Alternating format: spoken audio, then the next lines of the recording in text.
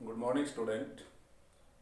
अपना जो टॉपिक है बेटा, जो चल रहा है life line of the national economics, उसमें अब तक जो हम पढ़ चुके हैं उन सभी में आपने अच्छे से तैयारी की होगी और नोट्स भी बनाए होंगे जो मैं आपके पास सेंड कर रहा हूँ। इन नोट्स को बनाते समय बेटा आपको थोड़ी सी सावधानी बरतनी होगी, क्योंकि जो मैं आपके पास नोट्स भेज रहा हूँ उसमें से कुछ ऐसी बातें भी होती हैं जो बेटा हम अपने बुक से भी और अच्छी तरीके से क्या कर सकते हैं, बना सकते हैं।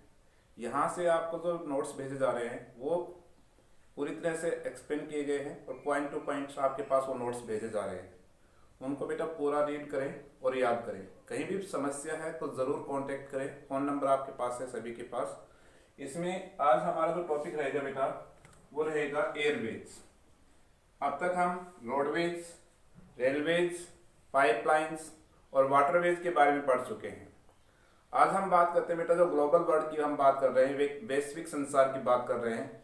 इस वैश्विक संसार में बनने में जो मेन रोल रहा है जो ट्रांसपोर्ट्स में, वो सबसे किसका रहा है बेटा, एयरवेज का रहा है। क्योंकि एयरवेज सबसे फास्टेस्ट, अगर हम कह सकते हैं सबसे तेज परिवहन का या ट्रांसपोर्ट्स का क्या है, साधन है। ये सबसे कॉस्टली भी है बेटा। देखिए, सबसे फास्ट भी है तो साथ में से क्या है, सबसे कॉस्टली भी क्या है, ट्रांसपोर्ट्स का मोड है। लेकिन इसकी कुछ इंपॉर्टेंस है। एक तो बेटा क्या होगा, मैं अभी आपको बता रहा था कि जो एयरवेज है वो सबसे क्या है, फास्टेस्ट। मीन्स हम लॉन्ग डिस्टेंस है वो भी इजीली शॉर्ट टाइम पीरियड्स में क्या कर सकते हैं, कवर कर सकते हैं। पहले एंशिएंट टाइम की बात करते हैं बेटा, तो उस समय ट्रांसपोर्ट्स के जो मोड्स थे वो उतने फास्ट नहीं थे। लेकिन जैसे ही एयरवेज की हम बात करते हैं स्टार्टिंग की हुई, उसके बाद जो हमारे जो वर्ल्ड्स या संसार के जो जितने भी जो प्लेस हैं उनके बीच की जो डिस्टेंस है वो शॉर्ट हो गई। शॉर्ट मीन्स इसमें जो ट्रांसपोर्टेशन में जो टाइम जो लगता था वो बहुत ही कम हो गया। अब हम कुछ ही समय में संसार के किसी भी भाग में एयर ट्रांसपोर्ट्स के माध्यम से पहुंच सकते हैं।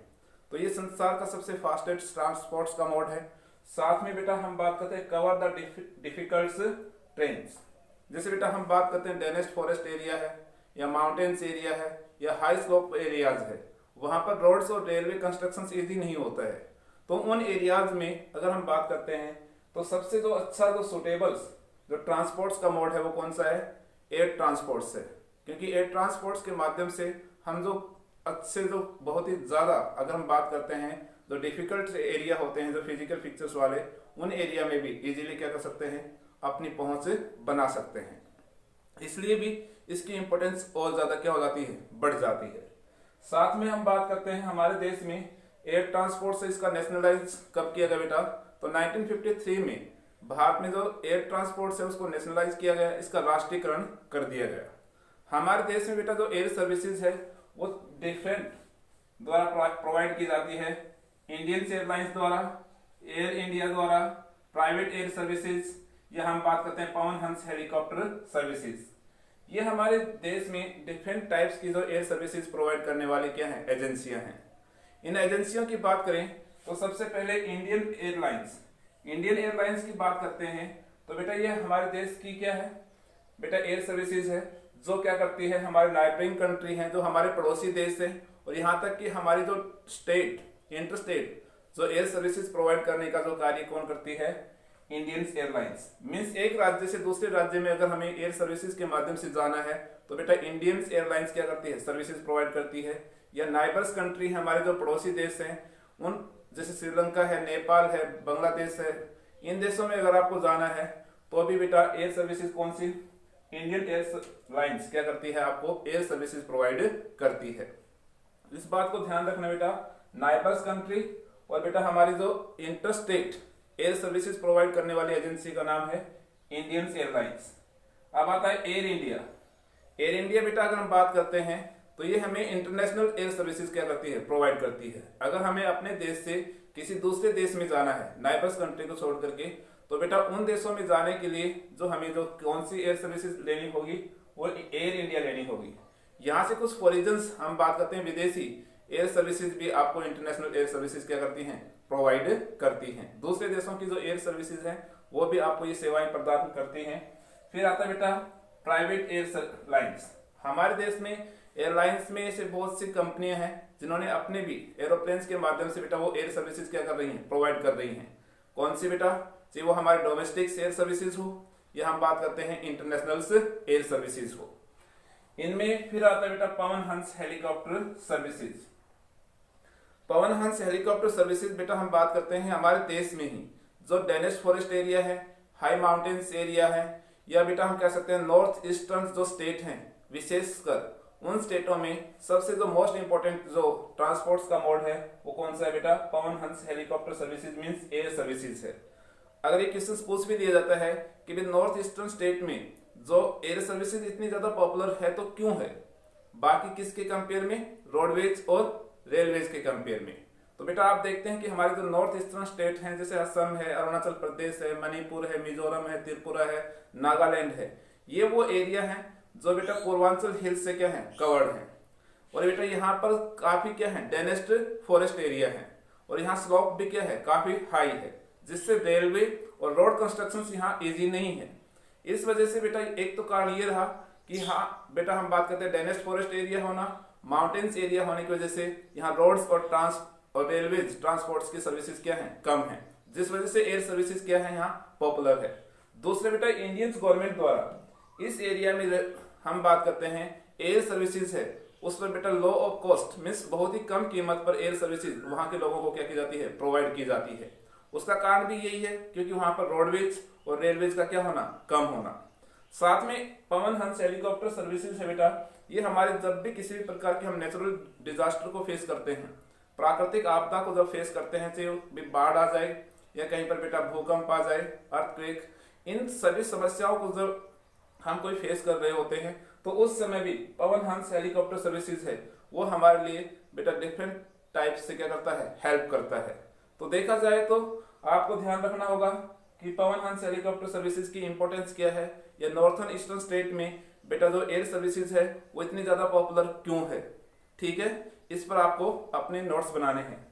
फिर बेटा हमारा जो अगला टॉपिक आता है अब कम्युनिकेशंस। अब तक हम ट्रांसपोर्ट्स को पढ़ रहे थे, और कम्युनिकेशंस आज बेटा ग्लोबल वर्ड्स को कन्वर्ट करने में जितना रोल्स किसका है? ट्रांसपोर्ट्स का है, उतना ही अहम रोल्स किसका है? कम्युनिकेशंस का है। विदाउट कम्युनिकेशंस के बेटा हम विभिन्न संसार के विभिन्न भागों से नहीं जुड़ सकते थे।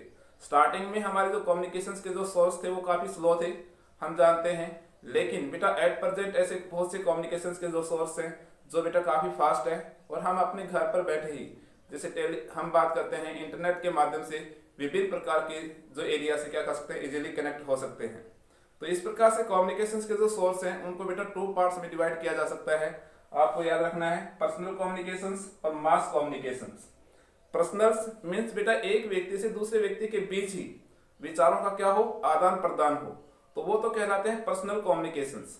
इस कम्युनिकेशंस में हम किसी दूसरे के बीच ये विचार नहीं जा सकते हैं। जैसे अगर हम मोबाइल से किसी से बात कर रहे हैं तो वो दोनों के बीच ही वो क्या होती हैं? बेटा विचारों का क्या होता है? आदान प्रदान होता है। इसी प्रकार से बेटा मोबाइल फोन से, टेलीफोन से, पोस्टल सर्विसेज हैं, या बेटा पोस्ट कार्ड से जो हमारे डाक सर्विसेज, ये एक पर्सनल कम्युनिकेशन के क्या है? साधन है। मीन्स ये ध्यान रखना है जहां विचार या भी जो सूचनाएं होती हैं या भी वो सभी कुछ एक व्यक्ति तक ही क्या हो? सीमित रहती हो, या उस प्रकार के जो कम्युनिकेशंस के सोर्स को हम कहते हैं पर्सनल कम्युनिकेशंस। और बेटा फिर हमने कहा मास कम्युनिकेशंस। मास मीन्स जो ऐसे सोर्स जो बेटा जो एक साथ बहुत से लोगों को क्या करते हो? कम्युनिकेट करते हो। जैसे हम रेडियो है, रेडियो पर जो भी प्रोग्राम आते हैं उन प्रोग्राम्स को बेटा हर व्यक्ति क्या कर सकता है? सुन सकता है, तो बड़े पैमाने पर लोगों को क्या करते हैं? कनेक्ट करते हैं। टेलीविजन से, टेलीविजन बेटा ये भी क्या है? मास कम्युनिकेशन का सोर्स है। और न्यूज़पेपर से। तो इस प्रकार से हम देखते हैं कि हमारे जो कम्युनिकेशंस के सोर्स हैं उनको 2 पार्ट्स में डिवाइड किया जा सकता है, personal communications and mass communications. हमारे देश की बात करें बेटा तो इसमें आईटी में आज हमारा देश काफी क्या है? आगे जा चुका है। और बेटा हमने पढ़ा भी था कि जो बेंगलुरु जो सिटी है वो हमारे आईटी का क्या है? हब है। और इस प्रकार से हम देखते हैं कि हमारे देश में प्रतिदिन जो आज मोबाइल्स की जो कनेक्टिविटी है वो क्या होती जा रही है? बढ़ती जा रही है। इसका एक अच्छा संकेत है, क्योंकि किसी भी देश में अगर विचारों का आदान प्रदान जितना इजी होगा तो बेटा उतना ही वो देश क्या करेगा? विकास करेगा। क्योंकि देश के विकास में बेटा कम्युनिकेशंस और ट्रांसपोर्ट्स दोनों ही प्रकार की फैसिलिटीज का डेवलप होना क्या होता है? जरूरी होता है। हमारे यहाँ पर जो डाक सर्विसेज हैं उनको 6 चैनल्स में क्या किया गया है? डिवाइड किया गया है। एसटीडी भी हमारे यहाँ काफी बेटा पॉपुलर थी और आज भी है।